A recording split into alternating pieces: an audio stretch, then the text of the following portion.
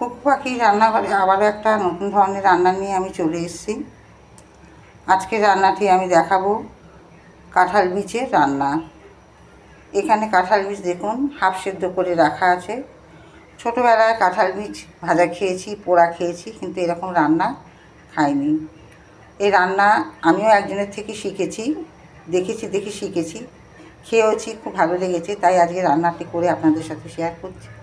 আশা করি আপনাদেরও ভালো লাগবে। কড়া বসিয়ে দিয়েছি, কড়াতে তেল দিয়ে দিয়েছি।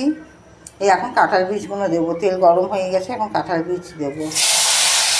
কাঁঠাল বীজগুলো হাফ সেদ্ধ করা আছে, ফুল সেদ্ধ করিনি, কিন্তু হাফ সেদ্ধ করলে কী হবে দেখুন, নরম হয়ে গেছে কাঁঠাল বীজগুলো, নরমই আছে।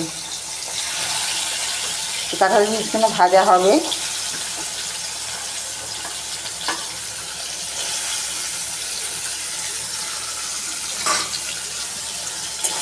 ভাজা হয়ে গেলে এর মধ্যে মশলা আমার রেডি করাই আছে। মশলা এইটা করবো পেঁয়াজ আদা রসুন দিয়ে। এটা এমনি সেদ্ধ করে এটাকে বাটাও খায় ভর্তা করে, কিন্তু আজকে আমি ভর্তা করিনি। এটাতে চিংড়ি মাছও দেওয়া যায়, দিয়ে ভর্তা করা হয়, কিন্তু ভর্তা করিনি। এটা শুদ্ধ পেঁয়াজ আদা রসুন দিয়ে কষাবো। এই রান্নাটা এত সুন্দর টেস্ট হয় খেতে, যে আপনি মাছ মাংস ছেড়ে দিয়ে এটা দিয়ে খাবেন, খুব ভালো লাগে খেতে।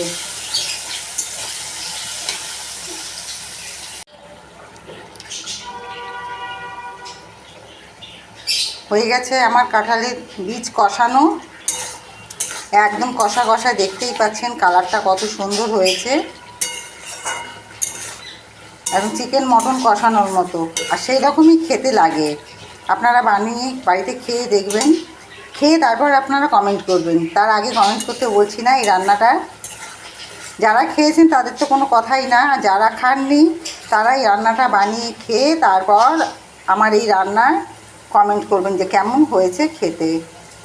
দেখুন একদম সেদ্ধ হয়ে গেছে।